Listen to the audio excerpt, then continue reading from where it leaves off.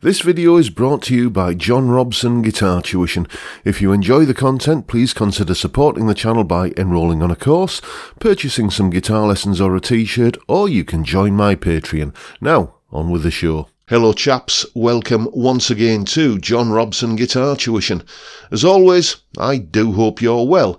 Now, last week's episode of Theory Wednesday was me basically responding to a viewer request for some information on the Enigmatic Scale.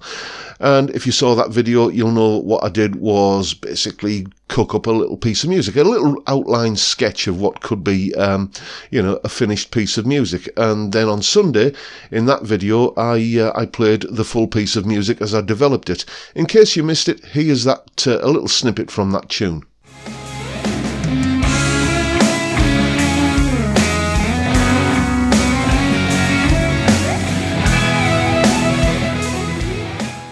So indeed, that's a little bit of what the Enigmatic Scale can sound like, or one of its modes to be more precise anyway. Whenever you're doing anything like this, whenever you've got, some interesting, exciting, exotic, spicy sounding new scale that you've got your fingers around, you have to know what chords you can play it over, because all of that exotic spiciness might just turn into horrible, dissonant, wrong note mush if you play it over the wrong chords. So what you've got to do is look at what chords that scale will give you. Okay, what chords can you make from the notes of that scale? Then, if you can make the chords from a set of chords from the notes of that scale, you can use that scale and a melody or a solo based on the scale over the top of those chords.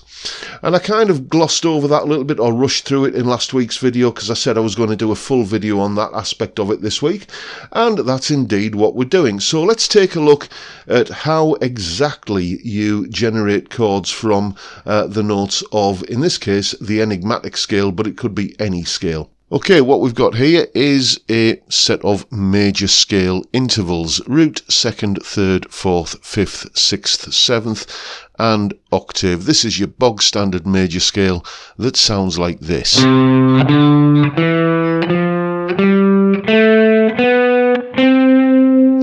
And we use these intervals kind of as a measuring stick to determine what relationship any two or more notes have to each other. Some of these intervals, though, have other names. Basically, the second can also be referred to as the ninth. Strictly speaking, a ninth is a second but moved up an octave, and same with the fourth. It's also sometimes referred to as an 11th, although strictly speaking it is a fourth that has been moved up an octave. That's what an 11th is. And the same thing with the sixth. If you move it up an octave, it can be called a 13th, but these terms are pretty much interchangeable in practical terms. Now, the notes, or the intervals in the gaps between these reference points, we name after the reference point either side of it usually. So we can see that if you take a second or a ninth and flatten it, it becomes a flattened second or flattened ninth.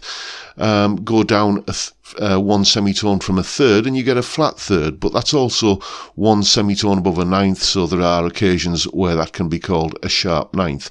And you can see the logic there as we go through the rest of the scale. Sharp fourth is a fourth that's been moved up a semitone. It's also the same as a flat fifth, because that's a fifth that's been moved down a semitone, etc., etc. Anyway, what we're going to do here is introduce the scale that we looked at last week, which is the C Enigmatic Scale, which contains the notes of C, D flat, E, F sharp, G sharp, A sharp, B, and C. And you can see if you plot those against that grid line of the major scale, you get a root, a flattened second, third, sharp fourth, sharp fifth, flat seventh, seventh, and octave. So those are the intervals that are in an enigmatic scale. And what we're going to do is we're going to take some of those notes and build a chord out of them. Let's take these three notes, C, E, and G sharp. And you can see that in terms of intervals there, we've got a root, a third, and a sharp fifth. So if we look at this little table here, which show what intervals are in, various chords, you can see that the root third and sharp fifth is an augmented chord. So that is a C augmented chord. Okay, then if we take the next note in the scale, which is the D flat, and see what chords or what chord that could possibly give us, let's take some notes from the scale and view them with respect to the D flat note. We've got a D flat, an E and a G sharp, which as you can see is a root, a flattened third and a fifth. And once again, if we consult this table, you can see that root, flat third and fifth gives us a minor chord. Hence, this is called either a C sharp or D flat minor. Moving on to the next note of the scale, let's take that as the root. This is the E note, and once again we will just combine that E with some of the other notes in the scale, and we've got an E, a G sharp and a B. There are no rules, by the way, about which notes you can combine within the scale. Just as long as the notes are in the scale, you can stick them together and see what you get. Anyway, we've got a root, a third and a fifth here, and if you have a root, a third and a fifth, as you can see, that gives us a major chord, meaning that those three notes there give us an E major chord. Moving on, let's move the F sharp into the hot seat. Here it is, F sharp, and then let's combine that with the A sharp and the D flat, which once again gives us a root, a third and a fifth. And as we just saw, root, third and fifth is a major chord, and therefore that is an F sharp major chord. Let's see what we get if we put some notes together with G sharp as the root. We've got, we could take a G sharp, a C and an E. Once again, we've got a root, a third, and this time a sharp fifth. And as we saw right back at the C note, when you have root, third and sharp fifth, that gives us an augmented chord. Therefore, this combination of notes would be called a G sharp augmented chord. Moving on, let's take the A sharp note as the root note of a chord using the notes from this scale. I'm going to take these notes this time, the A sharp, the D flat, the E and the G sharp. I'm going to take four notes just basically because no one says you can't, really. So what we've got here is a root, a flat third, a flat fifth and a flattened seventh. And if we look at the table again, you can see that root, flat third, flat fifth and flat seventh gives us a -7 flat 5 chord. Therefore, this group of notes are known as A sharp -7 flat 5.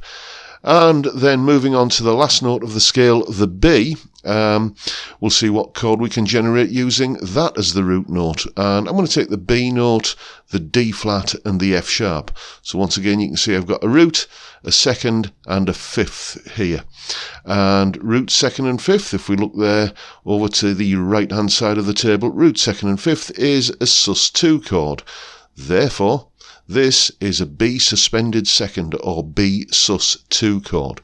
So these are just some of the chords that you could combine the notes of the C Enigmatic Scale into, and hopefully I've explained this and demonstrated it in a way that makes some kind of sense at least, and hopefully if that's the case, you can see that you can do this with any scale, a major scale, a minor scale, any of the modes, or something as, out there and left field as something like the enigmatic scale. It's all the same principles. You just look at the intervals that you've got in terms of roots, thirds, fifths, sixths, and so on, and look up or eventually know what that combination of intervals is called in terms of it being a chord. So as you can see, it's basically a case of knowing what the notes in the scale are in terms of intervals, thirds, fifths, sixths, flat ninths, sharp ninths, all of that sort of stuff. And when you combine them together, that is essentially a recipe for a chord.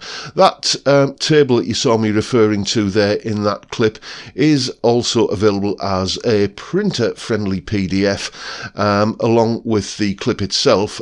Both of those are up on my Patreon page. There's the address and the link is in the description. Just an extra little resource for all my wonderful Patreon supporters. Thank you, chaps, ever so much. I'm truly, truly grateful. What I want to get across here is that it's a fantastic ability, and it's within your grasp, I promise you, to get to the point where you can look at the name of a chord that you've never played before, and think, well, okay, based upon the notes based on the name of that chord, I know what intervals are in that chord, and therefore I know what notes are in it, and I can look at the fretboard of the guitar and play that chord. You begin to see chords as groups of notes that have a specific relationship to each other, rather than just seeing it as a chord shape that you memorized that someone showed you. And you need to be aware about that, because there are a lot of, seemingly knowledgeable authorities, out there, in internet land, that will tell you that this is the name of this chord, or that is what notes are in such and such a chord.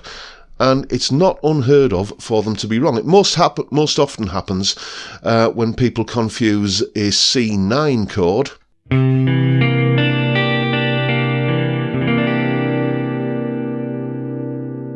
with a C add 9 chord.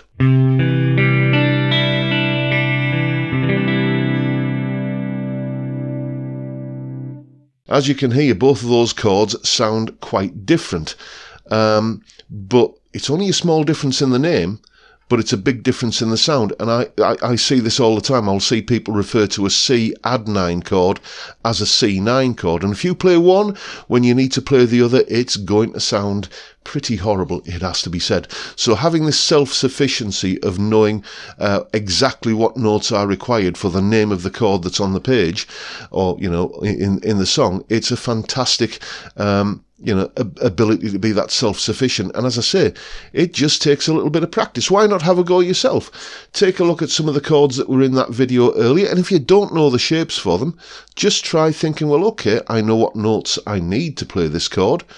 Where are those notes on the fretboard? It's great practice at getting to know your fretboard, and it's great practice at getting a good understanding of chords.